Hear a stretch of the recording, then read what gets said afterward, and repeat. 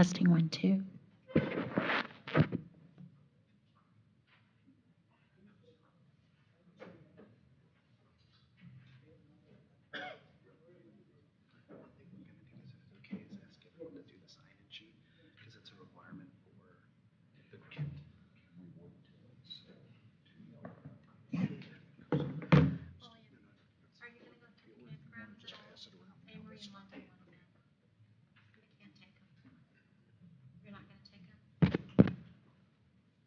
Just on that one Saturday, Sabbath. Did they ask you already?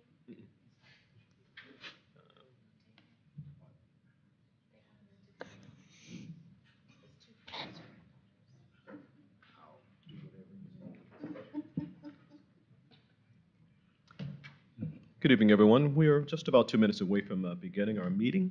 So we're going to ask if you have your cell phones with you, if you could just take a moment to place those on vibrate, and any other minor things that you need to do, we'll take care of that in the next 2 minutes. Thanks so much.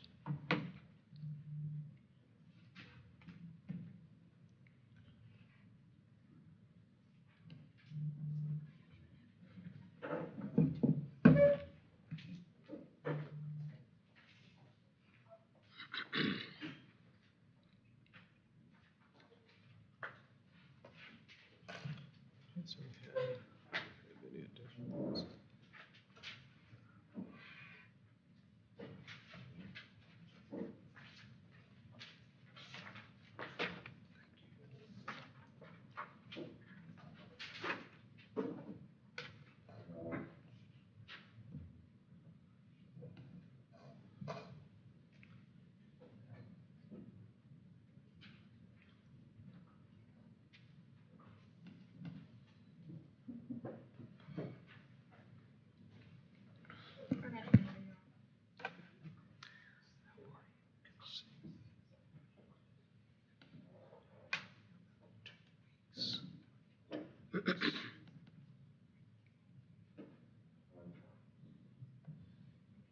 Oh, it's not 6 yet.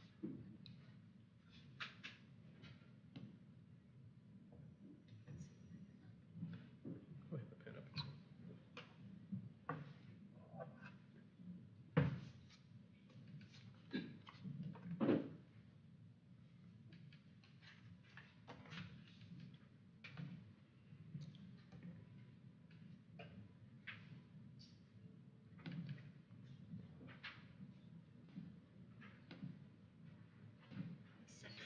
Thank you so much. It is now 6 o'clock, and we'd like to just say welcome to everybody, and thank you so much for coming out. If you don't have an agenda, we'd like for you to follow along with us. They're on the back, on the table. And forgive us, we are going to be having an event on tomorrow. Thursday. All right, so we've set it all up for you as well to welcome you, but Thursday as well, we've already set up the room so that we can welcome you for tonight. So at this time, we're going to call the Town of Magonia Park Town Council meeting of June 18, 2024 to session. Roll call, please. Mayor Alberry, Here. Councilmember Davis Quinn, Here. Councilmember McConnell. Here. Thank you so much, and we do have a quorum. At this time, let us know for our invocation, please. Heavenly Father, as we come together tonight, asking you and trusting you and believing you to guide us, Father God, in our decision making. Thank you, Father God, as we ask for your guidance, protection. Cover us with the blood of Jesus. As we have this meeting tonight, Lord God, help us to do what's right by the people. In the name of Jesus, amen. Amen. A pledge of allegiance. I pledge allegiance to the flag of the United States of America and to the republic for which it stands, one nation, under God, indivisible, with liberty and justice for all. Thank you so much, and may be seated. So at this time, we're going to attend to our agenda, and you do have an agenda. And if you follow along with us, we do post it online as well. So if we have anyone with us online, we have it on our website as well. At this time, we're going to ask if there's any additions, deletions, or substitution to the agenda. Mr. Mayor, yes, actually, there is one addition, and we'll call this item 7C, and this would be a discussion pertaining to the traffic pattern on Hill Avenue. Okay. Discussion item. Okay. All right. Thanks so much. And we do have an amended. Okay. So agenda has been amended. Are there any other items to be added or deleted from the agenda? Hearing none, is there a motion to approve the agenda as amended? I approve the agenda. It has been moved. Is there a second? Second. Has been properly moved and seconded. All in favor, aye. Aye. Pose same sign. It is carried. Before we proceed on, let the record reflect that Vice Mayor Johnson has joined the dais. And at this time, of course, for those who are with us, anytime that we have anything for the consent agenda, we would have that annotated with an asterisk. For tonight, we have item, excuse me, 2A, and that's the minutes of our regular town council meeting of June 4th, 2024. And that is the item that is set to be considered for the consent agenda. Are there any other items to be added or deleted? None from staff, sir. Hearing none, is there a motion to approve the consent agenda as provided? A motion has been made by Councilwoman Davis. Is there a second? Second. Has been properly moved and second. All in favor, aye. Pose same sign. It is carried. Thanks so much. We're going to continue on in our agenda. Our next item is item 4A. And this is a presentation by Pastor Eric Evans of Emmanuel Missionary Baptist Church regarding a proposed apartment facility. We're going to ask if you just join us at the podium and just state your name and address for the record, and any representatives you have as well. And Mr. Mayor, while he's making his way to the podium, I just want to let council know this is a presentation only, here to get your feedback and to announce what his proposal is. He would certainly entertain any feedback, but this is not a yes or no vote for tonight, just presentation only. And Mr. Mayor, if I may, before the applicants begin, just a reminder to both the council and the presenter, I should say, for this evening's meeting, just a reminder that, as Manager Metcalf said, this is a soft presentation, so nothing that's said by the applicant or by the council is binding here tonight, and there will be no action. It's just a presentation. So just so the record is clear on that, thank you, sir. Okay, thank you so much. So noted. So at this time, To the council, I want to thank everyone for allowing me to come forward before the council. Ken Metcalf, I thank you for helping me get there. I brought with me tonight one of the deacons of our church, Rufus Waters, as well as one of the brothers, Ken Metcalf. And what we want to present, I understand that we're just giving a presentation, that there is a board and a procedure that we have to go to get approved of what we're trying to do. Tonight, we didn't bring our technical people because we're just presenting, but when the appropriate time comes, we bring our architect and everything in with us to help answer any major questions that you have. One of the things that we're trying. And Mr. Mayor, I'm going to interrupt slightly. Just so council's aware, we do have our planner, Mr. Leon, here with us tonight. So if you have any questions for him, and of course the rest of the staff. Right. And I'm sorry. I want to thank him for helping us initially in the beginning. What we want to do, and if you could turn, this is our drawing. I think you all have received a copy of this in advance. What we would like to do is to build a 10 apartment complex on the corner of Pioneer Road in Australia for senior affordable housing for seniors. From being a pastor, one of the hot topics now is so many people can't afford housing. We want to try to meet that need. We do need the town's help. What we want to do is, and we're showing you a drawing of a rendering of this particular facility is what we would like to place on that corner. Where we need your help is that there's some setbacks and some variances that we need, as well as some zoning changes that we would need from the city to make this happen. We have worked with your technical person. He's going to work with us. There are some variances on parking and everything, and what we tried to do was to not overload the 2 lots that we're proposing, but to utilize them to the max that we could, as well as, and I'm very aware that Mangonia Park loves some shrubberies and all of the requirements there. So what we did, we came up with this structure. This is 10 apartments, 5 on the bottom, 5 on the top. We understand that there need to be at least 2 parkings per apartment, so we put 10 apartments, 10 parking spots. Come out on, and these as you exit the building, it would be on Pioneer Road versus Australia, and therefore trying to not create some kind of traffic. And I'm sure we'll have to go through the traffic and what not, but we tried to make it as clean as possible. If you could show the back, this is the front of the building. Of course, we will be talking with all of the any handicaps that are required, all of that will be, but this is just a rendering of what we believe the building is going to look like. Now, here's the back of the building, which will face Australia here and Pioneer Road here. We plan on putting all the decoration and shrubbery that is needed. And so we actually originally wanted 12. We realized that it would kind of use more of the lot, but we wanted to make sure that we have a similar presentation that Mangonia have put on the other people in the same situation. So we want to, we downsized from 12 to 10. Basically, that's what we're presenting tonight. And again, where we need your help is some setbacks. We need some zoning change from single to multi-family. After talking to your technical persons, we believe y'all have done that in the past. So whatever requirements that are needed, we are willing to try to comply, but we need your help.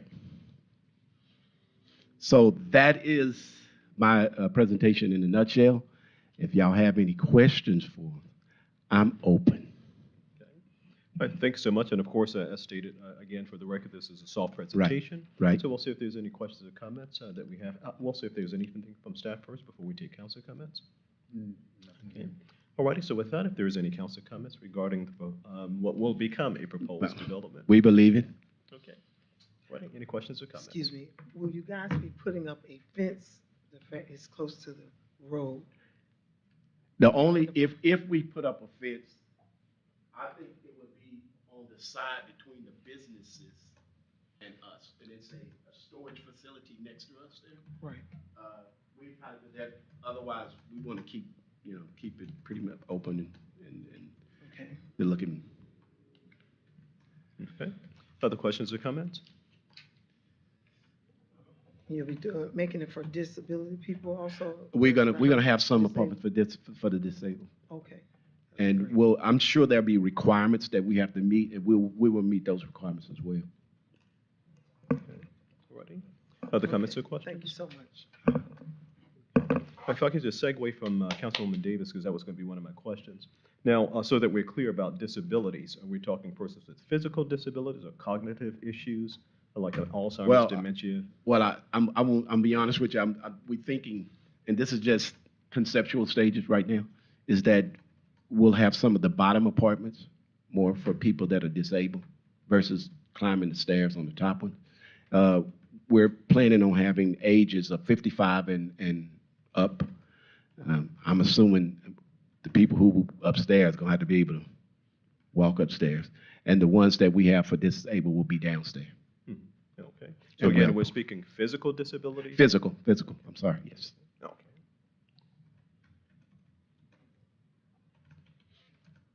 Okay.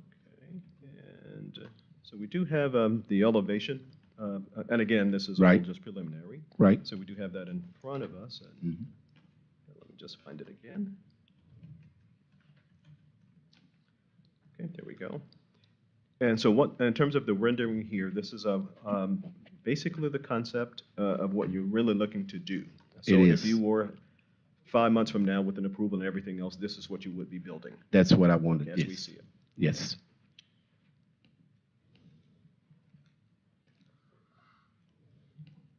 Okay. Now, we're speaking, and again, all preliminary. So we're Right. speaking of perhaps person with disabilities. Just in terms of the rendering, I would make the assumption that the windows would be made of impact windows, impact glass, Absolutely. because I don't see anything as it relates to shutters and all of that. So. No, we're going to have impact windows. Okay. Alrighty. And just in case, let's just say that you have individuals, the first 5 apartments on the bottom, persons who are more physically fit to, second floor. Understanding the aged population that we have in Florida, any consideration to some type of apparatus elevator or some other I, apparatus? we haven't got that far down the line. I mean, we have, you know, we have limited funds. Okay. Yeah, but we have thought about it, but we're thinking, you know, elevator, maintenance, that type of thing. It's something we're going to have to look at. It's not in our original plan, but we're going to look at what can we do if somebody, but it is my goal to steer away from disabled being on the second floor. Okay. Again, just as persons get there, because if let's just say that the rent is a whole lot better than the rent is right now, and persons are able to afford it, and then they begin to age in place and may need to move down, but there's no vacancy. Absolutely. But That's- you don't have the vacancy at that point in time. Do they move out? At very minimum, will we have a person? You know, those stair climbing apparatuses that allow persons in emergencies to come down. That's not in stairs? that's not in the plan right now. Okay. And this is just sort of talking ahead. Absolutely, absolutely. And we're thinking we have to see. I mean, it was mentioned to me. You know, Pastor, can we put an elevator in there? We just got to see evaluate the cost and that type of thing. I mean, if we can, we will. But I'm not at this point in time. It's not a must at this time. But if we can, we will definitely, because we're trying to do it for seniors. All righty. Perhaps a fire pole you can just slide. No, I'm just kidding. Okay. All righty. Other questions or comments? Have you looked into any grants, any type of funding? For Yeah, we seniors? are working with the Housing Development Committee, and we look that is one of our first ones. We haven't looked into other grants, but we are. You know, I was talking to them and other people, and they said the first thing, Pastor, would be to see if you can get approval through Mangonia Park. If you can get approval, then we will be willing to stretch out and do a couple more things. So I know that today I know that this is not the board to do approval, but when we get to the board, that's going to be a priority for me to try to get Mangonia Park to give us those variances and stuff that we need so we can move forward and find out their additional resources can do stuff like that. Thank you. Other comments or questions from council? Yeah, we already have one that's gonna be built over here, and I heard that the county approved that. Would this be in the same realm? Because maybe Ken can add a little more to it as far as finances, and I know the county had to approve it, Right. so I didn't, is this gonna be? Yeah, we would go something through that's we would definitely have to go through the same process. And I'm not sure what that apartment, you know, I'm not familiar with it, but I'm assuming it's going to be, maybe we're going to be something similar. We're trying to do something that's affordable. But I'm not sure, I'm not familiar with that particular project. Right, so that, Ken might be. Councilman McConnell, that fell under the county's housing bond, under the affordable housing part of it, and what the developer for this Waterview project, he was able to get 8% gap financing. So it isn't a loan, he will repay it back. So that's, and of course, a project that the pastor is referring to here, that would probably qualify for something like that. And Mr. Mayor, while I could, if council's finished with questions, and I know he'll thank me for this, but I'd like for our planner to comment a little bit, because the pastor did reference code changes, zoning changes and whatnot. So if our planner doesn't mind, I'm going to let him speak a little bit on that. Thank you. And he is seeing this for the first time tonight, so he's very fresh. Good evening, Mayor, Council. For the record, Osnia Leon, Town Planner. So the subject site has a zoning of R1 with low density of future land use. So one of the first steps that the applicant will need to embark on, it would be a future land use map amendment to a high residential land use, as well as a zoning change to R2. And that will give them more density for this site. However, the maximum allowed density under the R2 would be 4 units per building. So based on these renderings, it will, they're proposing more than will be allowed under the current code. So that's something that we can work with the applicant and see if, they can reduce the density or what the options are. So So that will be the first steps that will need to happen in order for this type of project to move forward. Thank you. Happy to answer any questions. Well, certainly. Any questions for our planner? Okay. Alrighty, so Repeat again, how many units you said per building? So the R2 zoning district allows 4 units per building.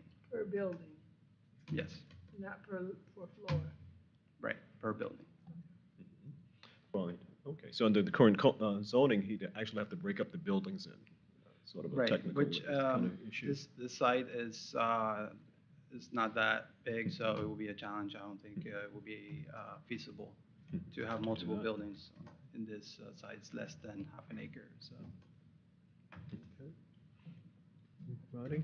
Let's just say, go right ahead. Excuse me, so if he wanted to go higher, just throwing it out there, would that be feasible if he went up another floor instead of going out? It's per building, so they're still limited by the 4 units per building. Thank you. Okay.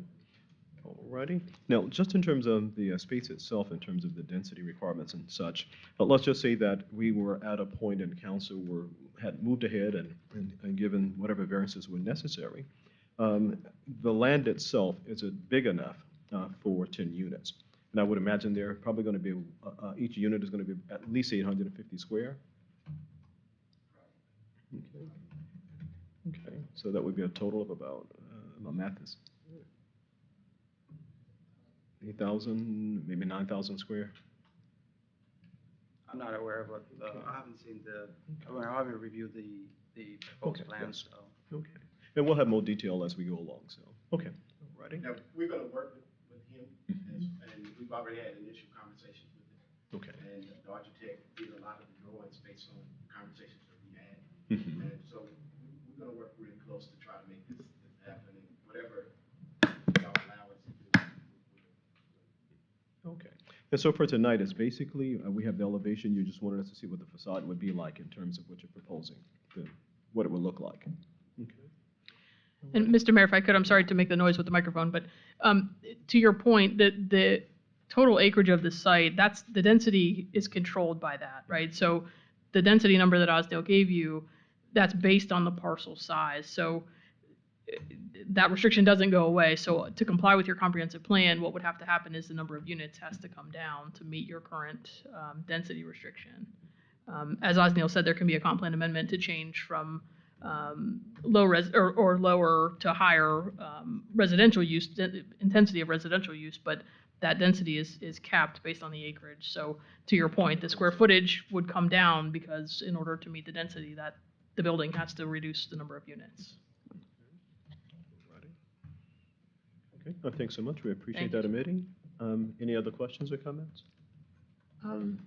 I can see you put a lot of thought and effort in this, but I do know that there are certain requirements that need to be made. You may mention you would make adjustments for the handicap. The first floor rendering seem to be the same space sizing as the second floor.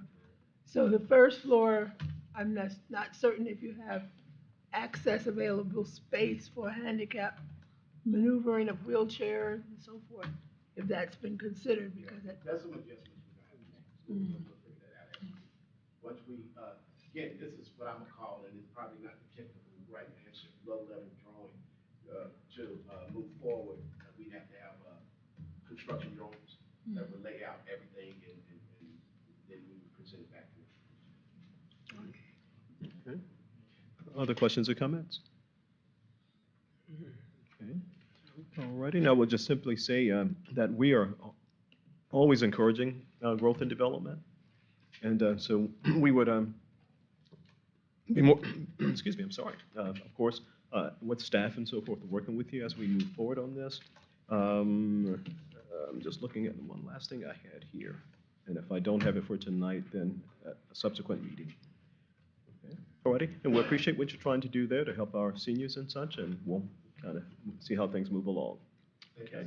Well, certainly. Thank you. Alrighty, so just before you do, I'm sorry, if there was anyone in the audience that has some questions as well. Again, this is just a presentation. Okay. If not, thank you so much. We appreciate it. Thanks so much. Okay.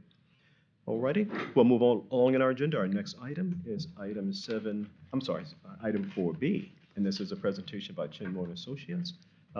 This is regarding comprehensive vulnerability assessment. My apologies for the town of Magonia Park. Okay, thanks so much, and we're just going to ask if you would, when you come forward, to just state your name and address for the record. Thank you, Brent Whitfield with Chenmore and Associates. Thank you, Mayor and Council. And I'm Michael Antonelli with Brazaga, working with Chenmore and Associates. Thank you.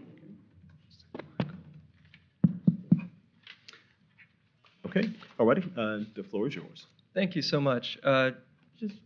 We brought a presentation, but I want to just kind of give a general overview for everyone's understanding. So across the state of Florida, a lot of folks, different communities, municipalities, counties, have been looking for opportunities to apply for grants to the state of Florida, requesting funds to make their communities more resilient and less vulnerable.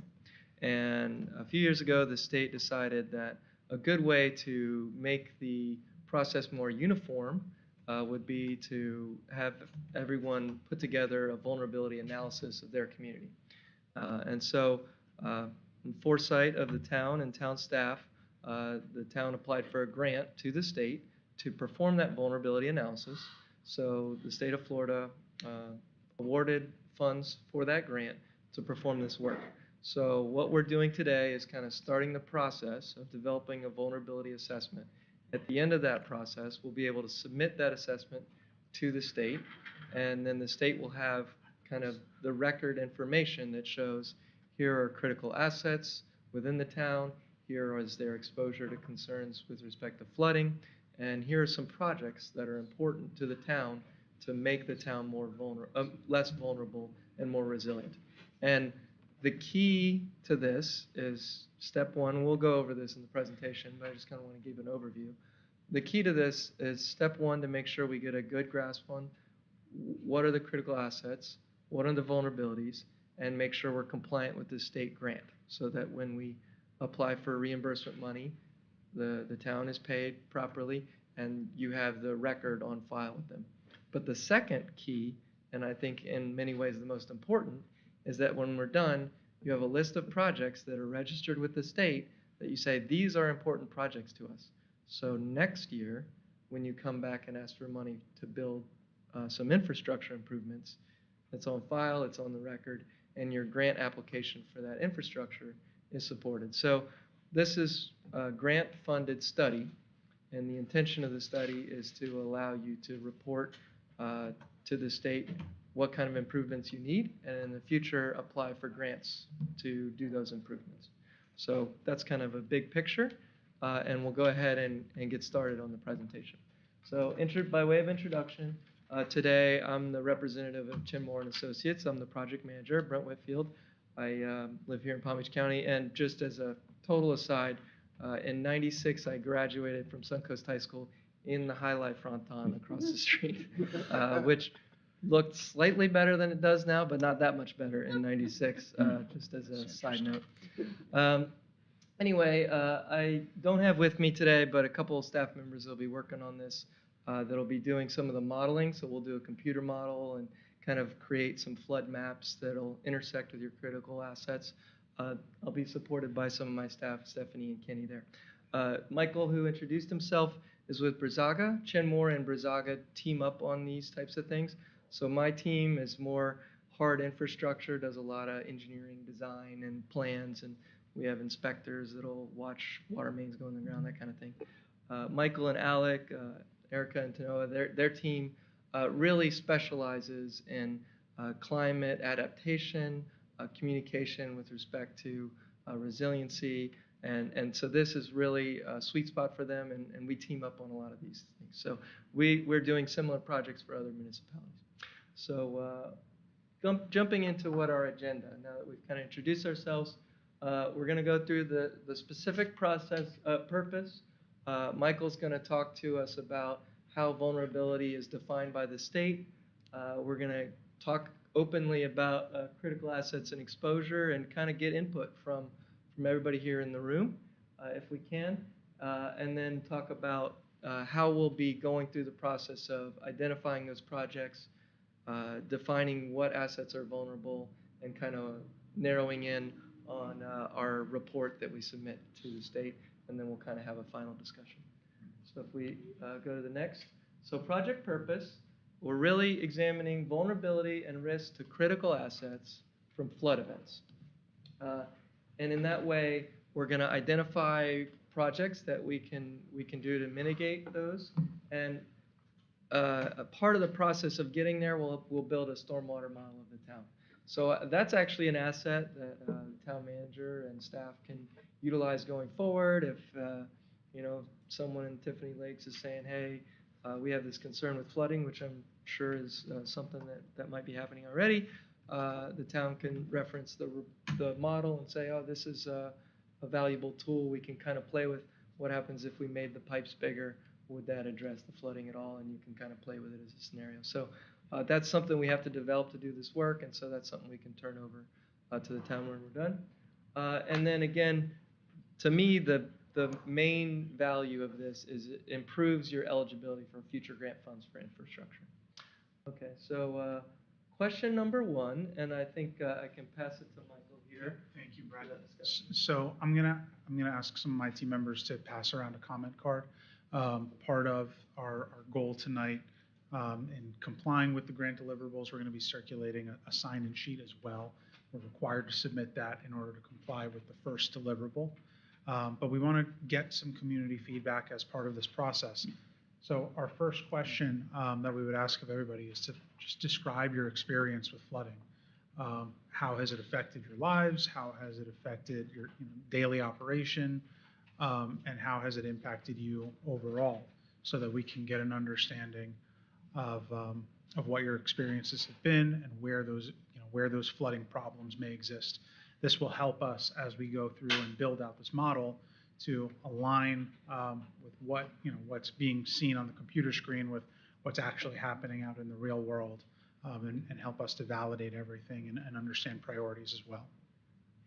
So I think we can have, if anybody wants to volunteer some information, I think that would be okay. Or we can have everyone write on the comment card and we'll collect that information. Does anybody have anything they might want to share? Okay. So anyone here on the desk, and we'll go to the floor. Okay, any experiences? I think we probably all have had some experiences. It's one of the experiences we have here, of course, is on East Avenue, just on the backside of Channel 12, low-lying area. And a lot of times when we get the heavy rain, you can take a canoe out there and just kind of go around. So we do have that issue. We did at one point in time on the hill section here in town, had some low-lying areas. We went through and we just some infrastructure improvements, so now we're able to kind of move things away unless the outfall where it goes overruns as well. So we've had some situations here that have happened in town.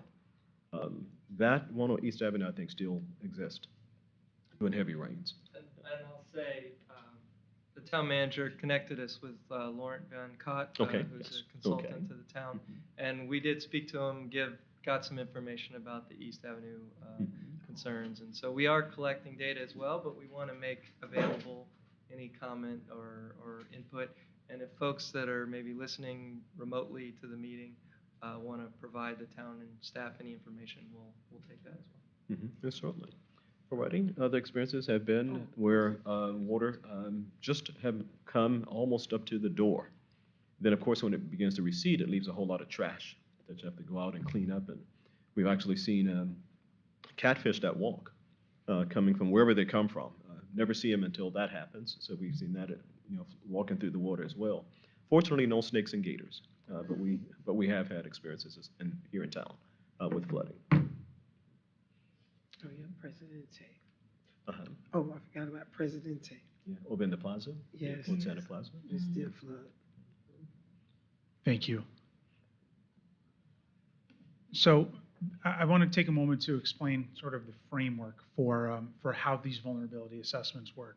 They're well defined by the state in statute as to how we need to go about this evaluation. This is to help to assure that uniformity across all different municipalities in the state.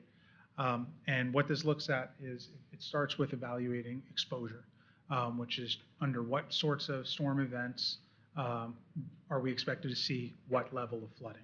And we're required to look not only at today, but at future years under sea level rise conditions in the years 2040 and 2070. So we'll be looking at stormwater, impacts of stormwater flooding today under current storms with the existing stormwater infrastructure system, as well as in 2040 under two different sea level rise scenarios, and then again in 2070 under those same scenarios where the water is expected to have risen even further. So those are all mandated by the state. We'll be looking at primarily rainfall, which will be modeled by Brent and his team, as well as tidal flooding, I think, and storm surge. Once we take that exposure, we're able to map that out across the town. And then we're going to be looking at sensitivity. What sensitivity is it's really about how sensitive an asset is to flooding. The way the state defines it is the degree to which a system, population, or resource is or might be affected by flooding. So you can think of different types of building materials as impacting the sensitivity, right? Something that's built of stainless steel might be a lot less sensitive than something built out of wood, you know, as a simple example. We layer those two things in to be able to identify the impacts that flooding causes. Once we get through impacts, then we look at something called adaptive capacity. And adaptive capacity is the ability of a person or system to adjust to changing conditions and take advantage of new opportunities. We'll do a review of some of the comprehensive plan documents, emergency operations types of structures, all of those kinds of things to understand the town's position in its capability to adapt to a changing environment, and then the ability of some of those individual assets and what sorts of changes might be needed in order to adapt those to make them more resilient to flooding on an individual basis. With all of those three things combined, the exposure, sensitivity, and adaptive capacity will be able to really identify vulnerability of each of those things. That just generates a list for us. But what we do with that list, I think, is a more important thing. And what we're looking at on an individual basis are the critical assets. And I think that leads us, visualizing vulnerability. This is a helpful slide. I'm not sure if you can see it. I'll step back to make sure that you can. But one of the ways that we talk about this from a vulnerability, sensitivity piece is if you have two assets that are right next door to each other, in this case, we have a fire station and a park. They're right next to each other. They are at the same exposure level. You know, when a flood event happens, they're both flooded by the same amount. The sensitivity is very, very different, right? A fire station is much more sensitive to flooding. There are much more lasting impacts, and not just lasting, but immediate impacts as well in terms of emergency services and the ability to provide that. Versus a park, when that floods, it's not usable for a little while, but it's not as critical that it's operational in that moment. And so even though these two things have the same exposure level, there's very clearly a difference in the vulnerability between them. This slide gives us examples of critical assets. This is also defined by state. One of the first activities that we're going to be doing as part of this assessment is to generate an inventory of critical assets throughout the town. They divide those asset categories into 4 specific categories, which include transportation and evacuation routes. That might include things like major roadways, rail facilities. There's another one for critical infrastructure, which might include water and wastewater distribution and collection systems. I think the water tower would fit under that. There's also community and emergency facilities, things like the community center would fit under that as well. And finally, there are other historical, cultural, and natural resources, things like parks. And so we're going to be generating that list. We'll be working with staff And with the community tonight, we have a couple of questions to help us identify some of these things that might be top of mind. But that'll be one of the first deliverables that we provide to the town and to the state. So one question I have, another question that we have is, what do you consider to be the most important critical assets or assets within the town of Mangonia Park? And I'll ask everyone if they can write that on the comment card if you have that information. And council members, mayor, if you have, I'd like to hear from you as well. What do you think are the most critical assets within the town? Water plant, utilities, town hall. Yeah. Actually, a community center because it was cured for during time of evacuations, a shelter. So I would say our utilities, a town hall, a community center, a park thereafter. And that's a great point about the community center being used as an emergency operations center. A lot of times we think about these facilities in their normal everyday use, but part of this exploration is, in an emergency situation, when there is a storm coming, how do the uses of these assets change as a response to what we're dealing with in those moments? A lot of parks might be used as debris cleanup centers, and that's a really important facility in those times. So, that might carry a different weight to it.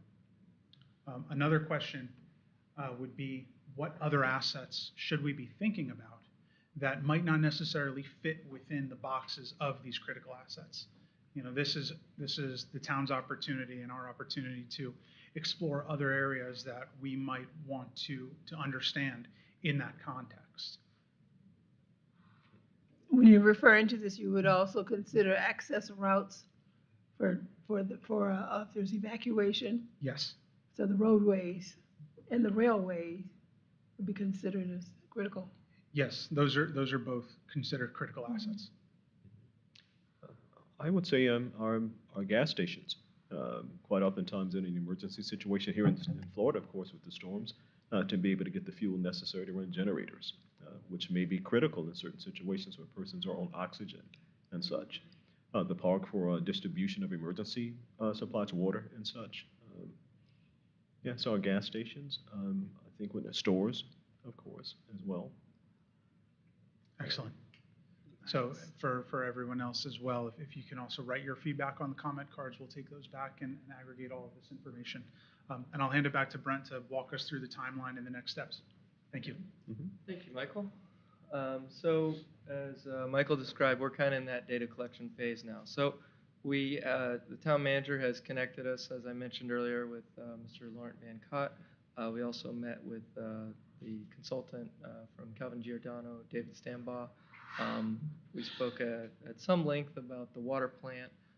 We spoke about a few critical lift stations that would be of concern. I know for me, as an engineer and somebody who's in that utility space, flooding of a lift station is a critical thing. Not only do you not want that water coming in to where it's pumping all the time through the wet well, but you want to make sure the electrical equipment is high enough that it doesn't short out if in a flood and then you don't have a lift station. So we have been under the direction of the town manager, working with some of your consultants to kind of collect that information, which we'll talk about a little. So that data collection effort will be wrapping up in the summer, and then we'll get underway on the exposure analysis, which is the modeling.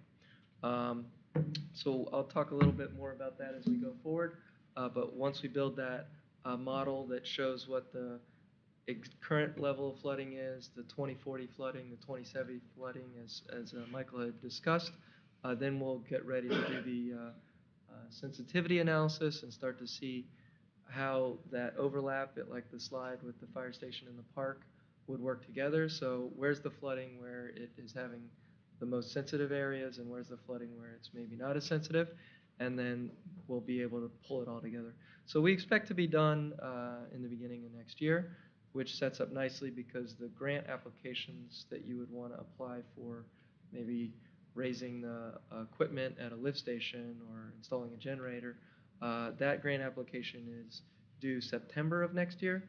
So we'll be done in the beginning, and the town manager can look forward using that report at putting together a grant application during, the spring and summer to be ready for that application period for the Resilient Florida Grant. So that's our timeline, and we'll jump into a few details. So I wanted to discuss a little more detail. The data we're collecting, as I mentioned, we've met with Calvin Giordano and Laurent Van Cott. We'll also be collecting data from the county and from the state and FEMA. So on the state side, the South Florida Water Management District is currently underway on a flooding study for this whole region, really. Pretty much from Gardens down to Boca is all being evaluated. And so we've been in touch with them just to make sure that what we do is in alignment with what they have. And mostly, as you mentioned, Mayor, you can only really fix your internal stormwater system so much, because if the canal is backed up, there's nowhere to put the water. So we'll be making sure that we are in sync with what they're modeling for their canal. That's the South Florida Water Management District's canal. And we can also touch base with Riviera Beach, who I know on the north side has some concerns as far as being able to convey the water out of the town. And then on the transportation side, of course, we'll be able to make note of things like Tri-Rail and those features that are kind of unique to the town. And I know I had read that there's a potential to extend Tri-Rail up to the VA hospital, making the Mangonia Park stop even more important. So we'll include all that in our data gathering. And then when we jump into the modeling, which will be the next slide, on the lower right, it's of course hard to read, but you've got the projections of what sea level rise looks like according to the kind of the South Florida Climate Compact. So this is what everybody in Palm Beach, Broward, Dade, Monroe County has agreed is the kind of basis for things like if you're designing your emergency operations center, how high should the finished floor elevation be to be safe in 2070?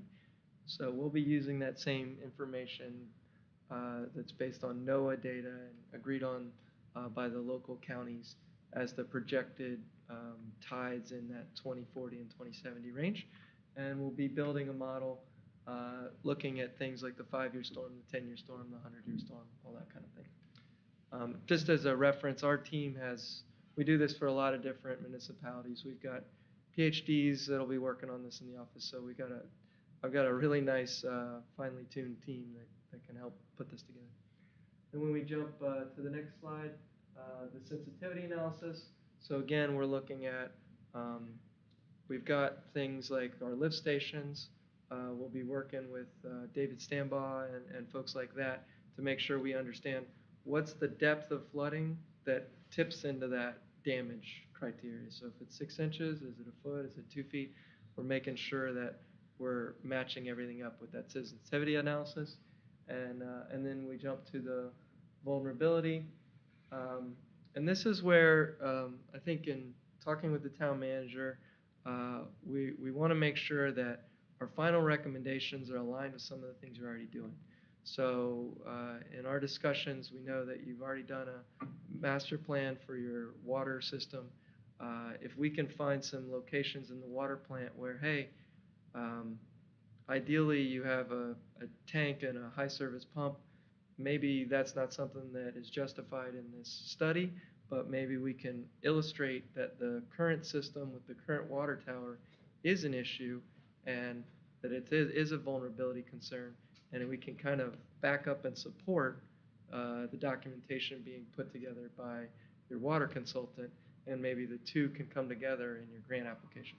So what we want to try to do is make sure that when we do this vulnerability analysis, we're not just checking the boxes for the state, we're setting the table for you with what I think is, in my mind, the most critical thing for the town, which is being able to expand your capacity in water and sewer so you can open up more development opportunities. So, I mean, as an engineer, I'm sure there's other priorities for Health and Human Services, but for me, those would be things that I would be focused on.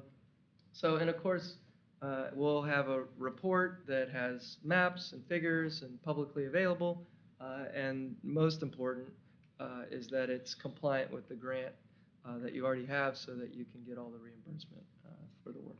So that is kind of the wrap up. I've put my email address and Michael's email address here on the slide. We have business cards on the table in the back if anyone would like. I'll stick around after if anybody wants to talk to me after. Yeah, and Alec Bogdanoff, also a co-founder of Rizaga here. So my specialty is in policy and a lot of grants. The one addition I would make on the grant side is that as a small community, you're also eligible for what's called pre-construction activities. So this is through the same grant program that funded your vulnerability assessment. You don't have to have the vulnerability assessment complete, but you can actually apply for pre-construction activities, which are things to figure out what infrastructure you need all the way through the construction drawings. So you'll actually be able to apply for this summer for that if you have a specific project identified that will help reduce flood risk. And our team does a lot of that work and is happy to kind of guide the town as they look at the next project. That's an excellent point, Alex. So, yeah, I mean, when we're done in the early part of 2025, we may see a project. I know talking to David Stambaugh, there's a few homes that are still on septic and a few properties that are on well. And if we're able to kind of configure a concept for how our report supports funding for that, you could apply for that in the summer and then get a grant to do the actual survey and design as well. So it wouldn't be something you'd have to front if that grant was to come through. So, you know, some good opportunities. This is why we make a good team with Rizaga, because we each specialize in different things, and Alec always keeps me up to date on grants and policies that are going on in the state. And I'm usually more down in the calculator and the ruler, drawing things on paper. Okay. Anyway. If I may, just a point of clarification. So this summer, not next summer, to come? Okay, this summer. This Oh, summer. this summer. Okay. Under the planning grant program. Yes. So this September. Sorry. Okay, thanks. Good clarification. And that was Alec Bogdanoff, principal at Rizaga. So that's pretty much it. I just have a slide here for discussion, if anyone has any additional questions or concerns or comments. Okay. Well, thank you so much. We do appreciate it. We'll see if there's any council comments or questions. Oh, very good. I appreciate your presentation.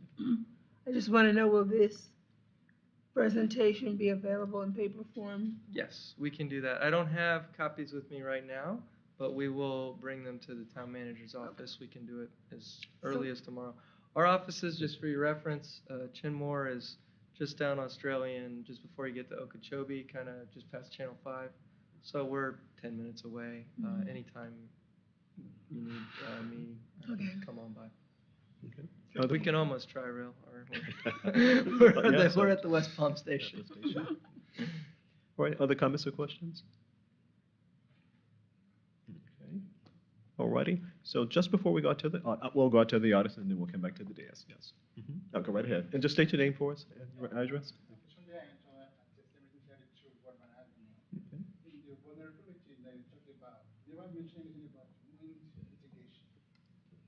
Yes.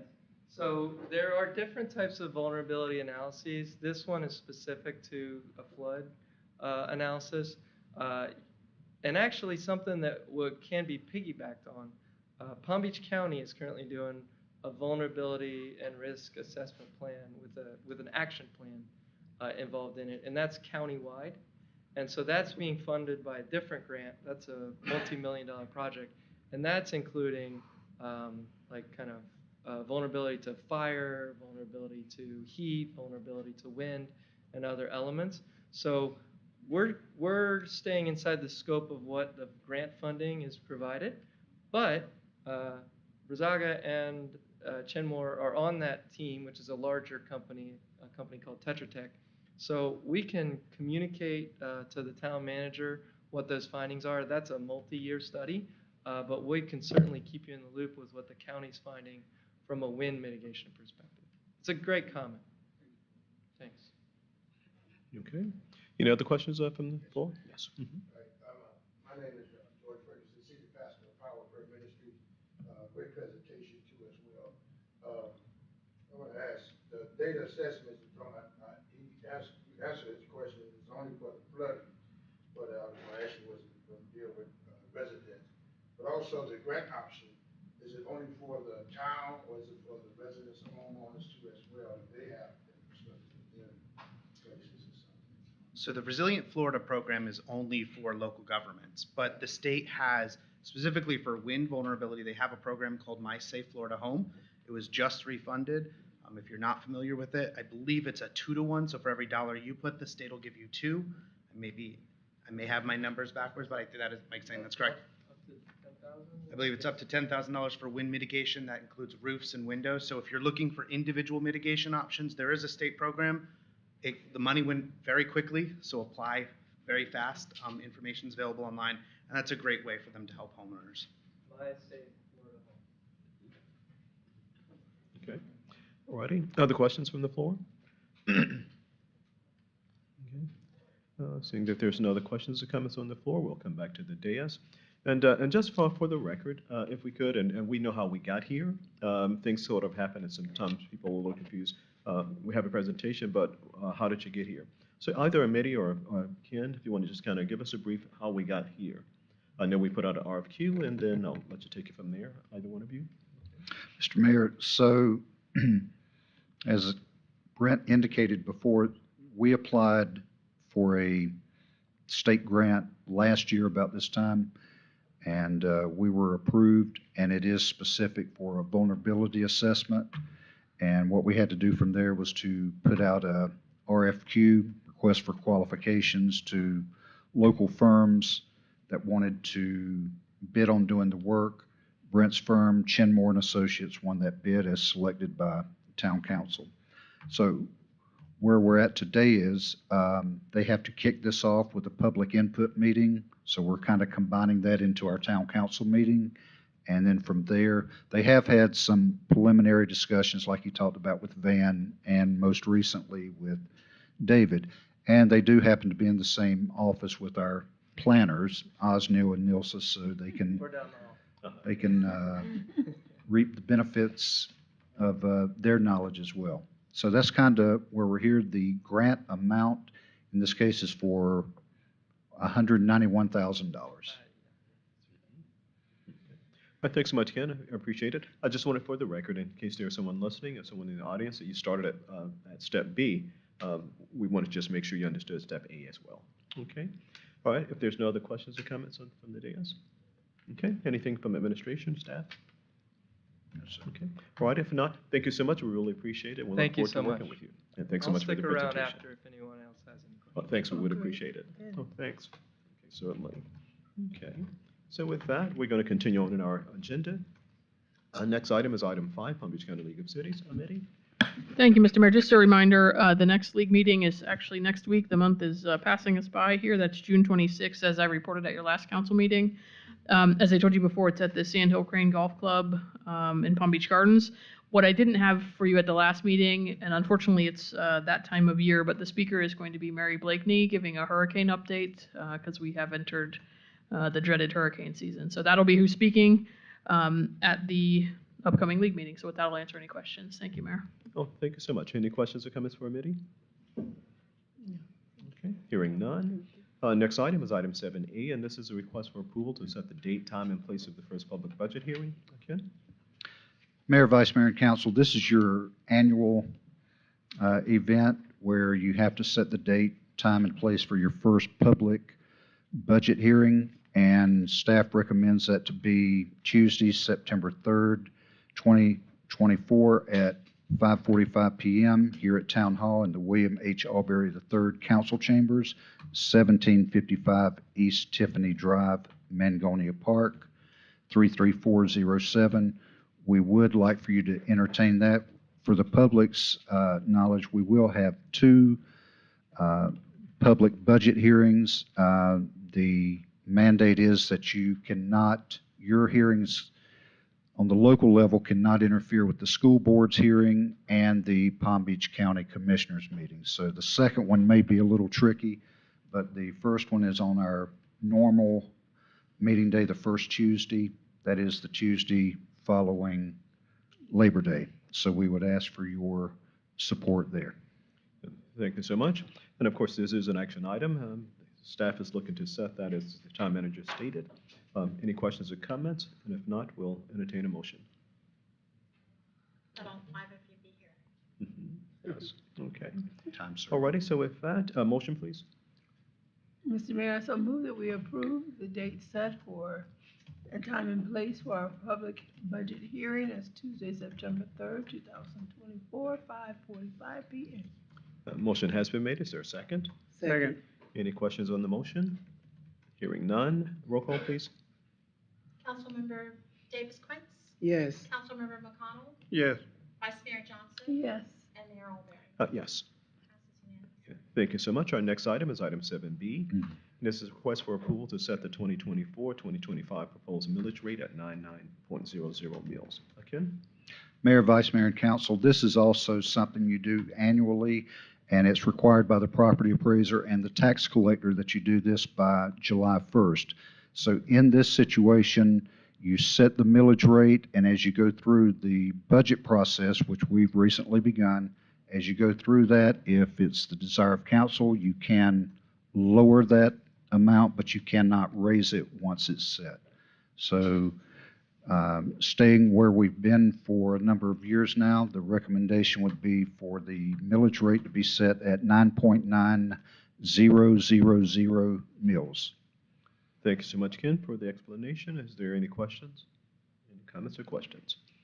Hearing none. A motion, please.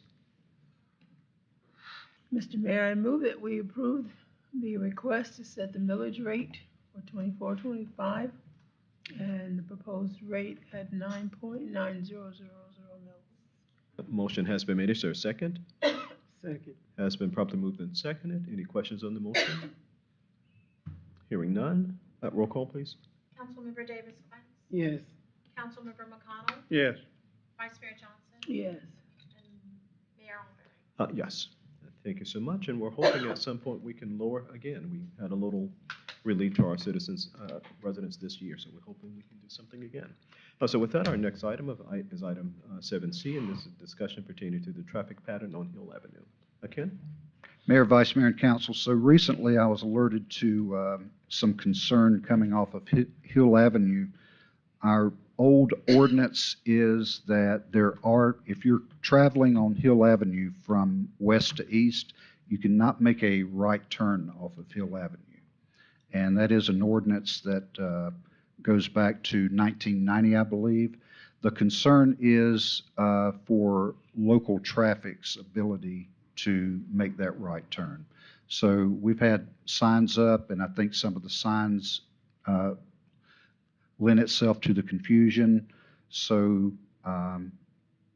just bring this to you tonight. I've talked to the captain on a couple of occasions now about this in recent days, and also spoke to the attorney yesterday. If this is something council would want to entertain as far as amending that ordinance, or if you'd like some discussion on that, we could even have a traffic workshop at some point. But just to put this in front of you, and I'll be happy to answer any questions and give you a little bit more background if you so desire. Thanks so much, Ken. Any questions or comments from council? Clarify the direction again of that turn you indicated, please. So the ordinance states that if you're traveling on Hill Avenue from west to east, basically from Hill toward Australian, that you cannot make a right turn into, and it states specifically Elmwood, Driftwood, Briarwood, and Candlewood Streets. It's very specific in that. So as it stands, you cannot make a right turn basically into the neighborhood. And I think the intent of the ordinance was to keep the industrial trucks from cutting through the neighborhood or accidentally going into the neighborhood. I think that was the intent. But as it states now, it says all vehicles are prohibited. So meaning that someone that lives there in the neighborhood, yourself or the mayor, could not make a right turn if you were coming. Let's say if you left the park and you decided to come around to Hill Avenue, you could legally not make the right turn to get to your house. When it was originally adopted, it was specific for the Hill Avenue traffic. Industrial business trucks were coming through Elmwood, Driftwood, Candlewood, and Briarwood. So you actually created an ordinance to prevent them from doing it, and that was prior to the drainage project. So a lot of the residents in Mangonia Hills Amended filed complaints regarding it. That's what that stems from. But it wasn't specific for the people that lived there, just the industrial traffic. And not only that, the heavy trucks, the roads were not, Correct. the roads were not put in there for heavy trucks. So they were damaging the road. So that's, I remember when that. Right. They were made to go to 53rd Street in order to get out of the industrial zoning district because there was another entrance and exit that they could use. But it was found that they were cutting through the neighborhood, the industrial vehicles, not just the trucks, but also the people that work in the industrial zoning district were cutting through the streets, the neighborhood streets. So, Mr. Mayor, if there was something, if council wanted to entertain some language in an amendment, because currently it does state all vehicles are prohibited, but if you wanted to put something in there that referenced local traffic or something to that effect, you could certainly do that. I did speak with the captain on a couple of occasions. As he states right now, he would be not in favor of changing the ordinance as it is now. He thinks that works pretty good, and it keeps a lot of through traffic from going through the neighborhood. So he wanted me to pass along that. But he said he's certainly open to the conversation. That's certainly so noted. Let me just kind of explain, for the past couple of days, I've sort of been assaulted, almost literally, by some residents who all of a sudden are understanding they can't make a right-hand turn. Just from a historical standpoint, I do remember conversation as it relates to heavy trucks going in and out of the interior roads because they were tearing up the roads. They were not built for that. And then, of course, when we did the rehab of Hill Avenue, we made sure that we had the grading and everything necessary to handle those big trucks. So we did put up signs years ago that barred trucks, no trucks allowed in all of the interiors.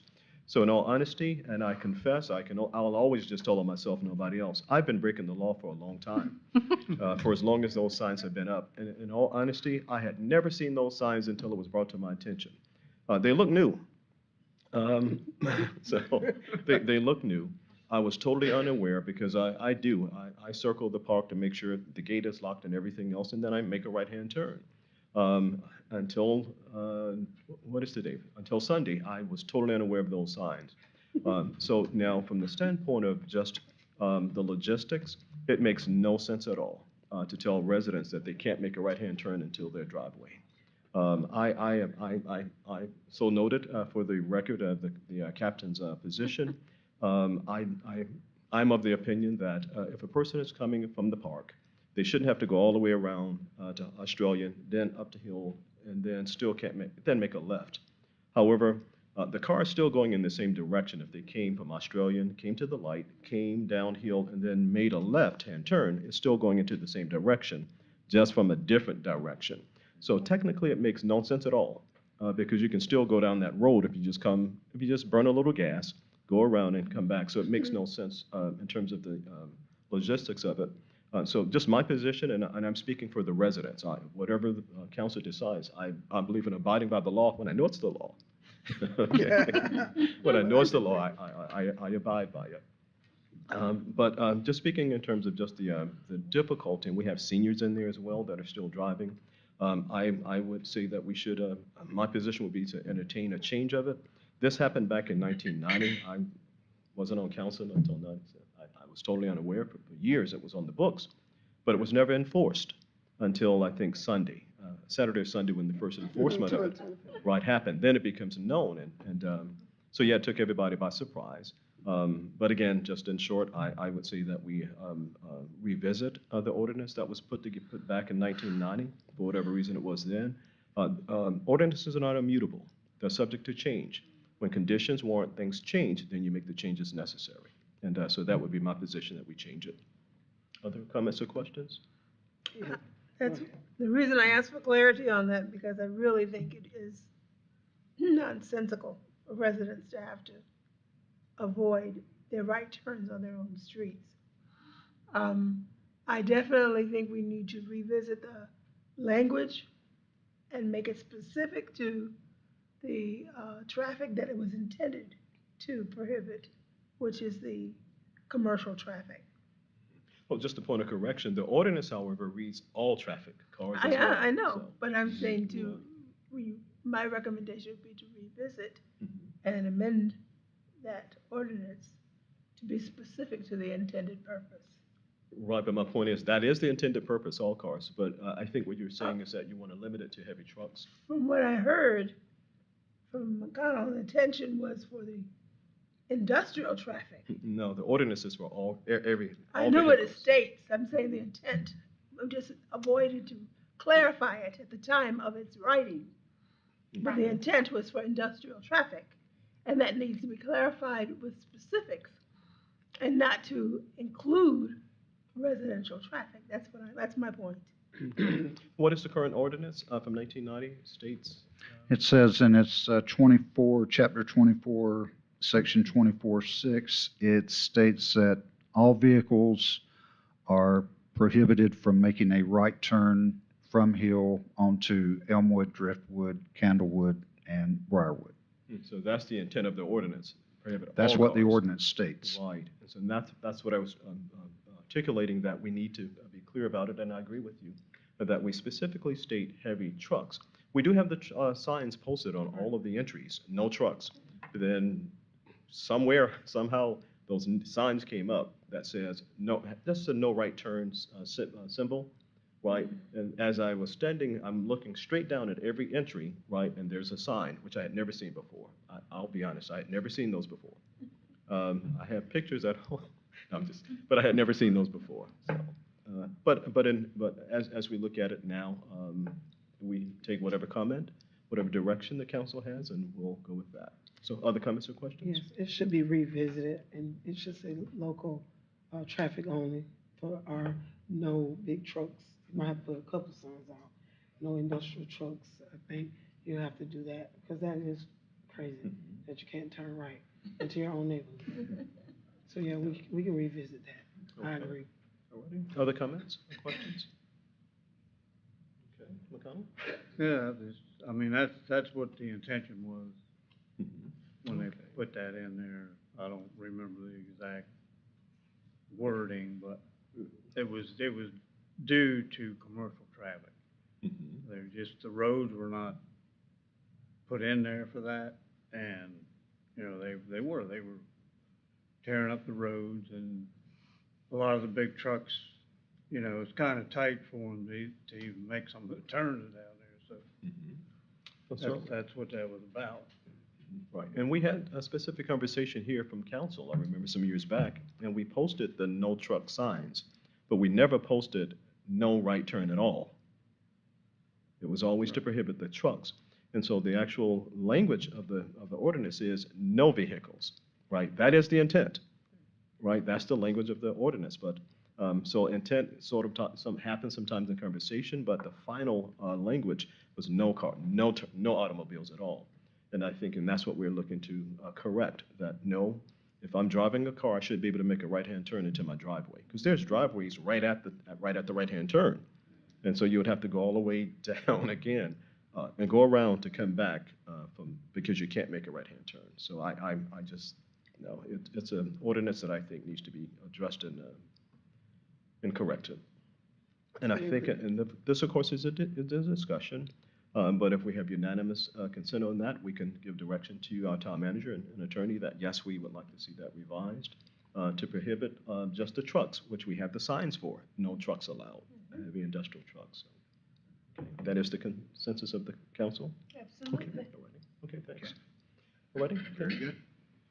Nope, that is all we have. So we'll have the attorney work on that and bring you back some recommendations very soon. Okay. Alrighty, thanks so much. We appreciate it. So with that, that's all of our action items and discussion items. So at this time, we go now to item 8, which is public comment.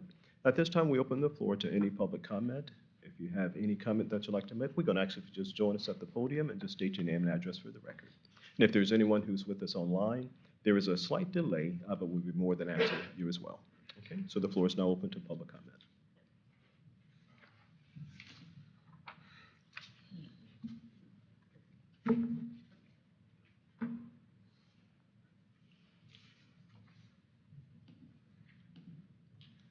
Oh, boy, good evening. Good evening, everybody. Good evening, town. Good evening. I'm sorry, Mr. Mayor and the board, town manager and all. I just got up to say thank you, Ken, and also, I'm quite sure it's an order of the board as well, for keeping the senior citizen aerobics and all those classes and stuff going. I know we now is in the time, I'm not feeling that well, but I'm gonna be all right. For some reason, I started feeling a little rough over there, but I'm gonna be fine. First of all, I need to go back, excuse me. I am George Ferguson, Senior Pastor of Power Prayer Ministries. I live here in town of Magonia Park too as well. But thank you for keeping that open. He did a pivot to help because the youth is using the building now in our community building. And but I also want to bring back, I don't know if anybody did the survey or assessment rather for Australia and 45th. You know, we was talking about that dip. There is still there, and when the cargo, you go past it, if you go even 15 to 10 miles per hour going past it, drops down. And it's got worse since I've been living in this town, and I don't know if they're gonna create a sinkhole or what. I didn't hear nothing about it yet.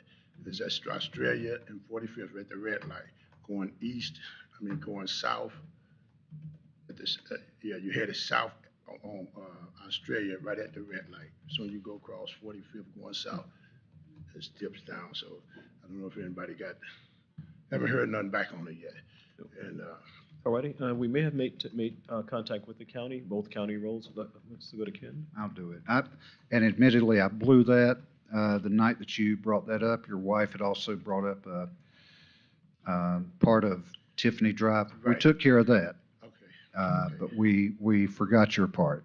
So my apologies. We'll reach out to the county tomorrow or Thursday morning. All right. I know the guys was here, was just talking about the assessments and assessing our, what was it just now? Vulnerabilities. Vulnerabilities. Florida. Vulnerabilities. Florida, right.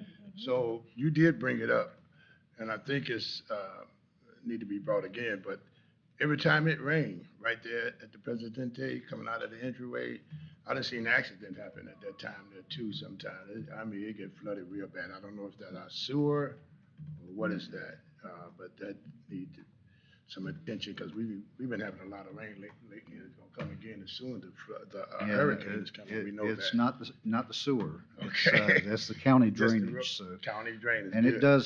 does go down pretty quickly. When we Yeah. get those big surges, then it does. And we've seen that, absolutely. All right, so with that said, that's it for me. Thank you all for your work you do, and we continue to keep you all lifted in prayer. I do want to tell the citizens of Magonia Park, even those that's watching, our senior citizen program is still going on. We have it just about every Thursday. We're in every other Thursday right now, but you're surely welcome to come out and join us. We have great times. City manager Sonia is not here now; she's on leave. But we've been doing pretty good, and we having a great crowd come out now, and it's really been fun for all of us. And educational too as well. Thank PBSO for their job. Deputy Galati back there, and then Lieutenant. They've been really up on what they need to do about speeding and everything else. I think about a month ago, we had a resident in here talking about, asking about the speed and all this, and so Galati heard it. Got on it, told Captain, they put a car up there on Australia, and we really appreciate that. So that it kind of like got some things straightened out there. And so, but that's it again. Thank God for all of you. Blessings. Keep up the great work. Okay. And thank you. Okay. The floor is still open for public comment. Okay.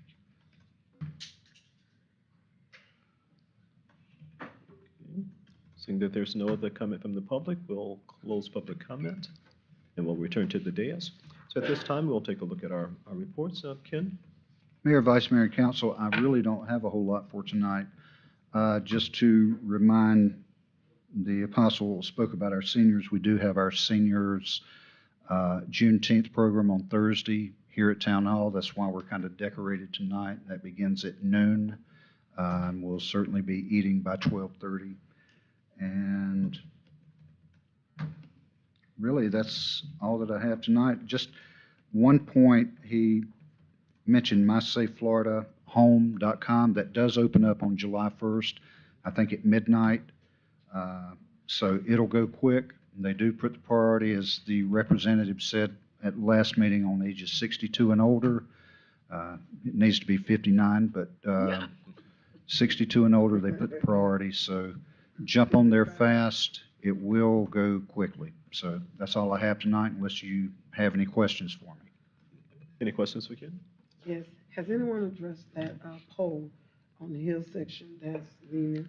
Several times. Okay. So We've we're working on- called it into our government rep at FPL. We've emailed it in on a couple of occasions. I've spoken with him, so they are aware of it, and I do not have an update for you, but it has been reported on a few occasions. Okay, thank you. Okay. All righty. No other questions or comments for Ken? If not, all righty. All right, PBSO, Kaladi? Okay, any questions for PBSO? Any questions or comments?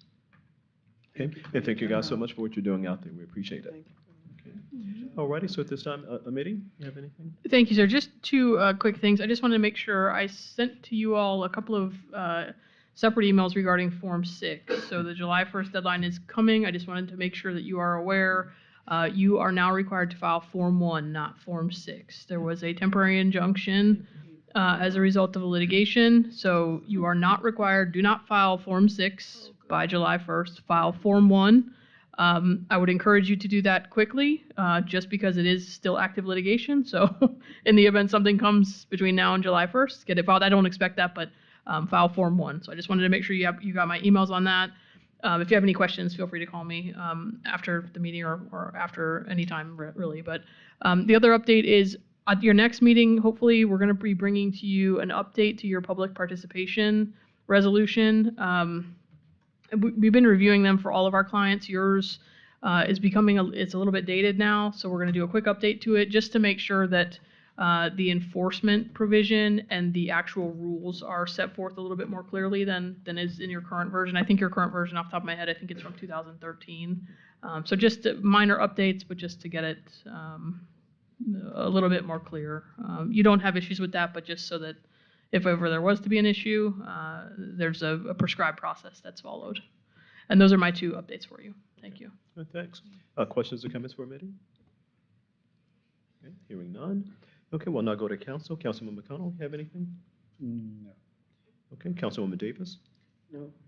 Okay, Vice Mayor Johnson? I have one concern, and I really should have brought it to our town manager's attention earlier, but I just was confronted with this issue again. I remember when we gave approval for the traffic pattern for the 7-Eleven on the corner, that traffic was not to exit the parking lot onto Australian, and they did have signs originally that do not. But I've seen several cars almost have accidents trying to pull out to go south on Australian instead of going out another way. And cars who are coming to turn are almost hitting each other. I've seen that twice. Just recently, I just saw it. So I know the sign was leaning over at one time. I don't know if they've got it back in firm position, but I'm really concerned about that traffic pattern. Noted. Yes. Okay, yeah, so we'll get with them on that. Absolutely. All righty. Anything else, Vice Mayor? That's it for now. Thanks. Okay. And for myself, I have nothing more than thank you for coming out and attending, and thank you so much for all of your input. That helps to keep us on the. No, I No, didn't go want to right interrupt you. Just quick, Apostle Ferguson threw a pencil at me to remind me. We do have walking at the park, very informal, 8:30 every Friday morning. That is for all ages. It's mostly seniors that show up, but anyone can join. Very informal. And also, you do have a budget workshop next Tuesday at 6 PM. Alrighty. So- Thanks so much. All right, and I would encourage, and I'm sure we all do, just when you get that preliminary information, and if you have any questions prior to that regarding the budget, just get with Ken. That makes our meetings much more efficient. So thank you so much for that. So with that, if there's nothing else, righty, motion for adjournment. Motion to adjourn. Okay, is there a second? Second. All in favor, aye. Aye. Pose same sign. It is carried. Again, thank you so much and have a great evening. Thank you.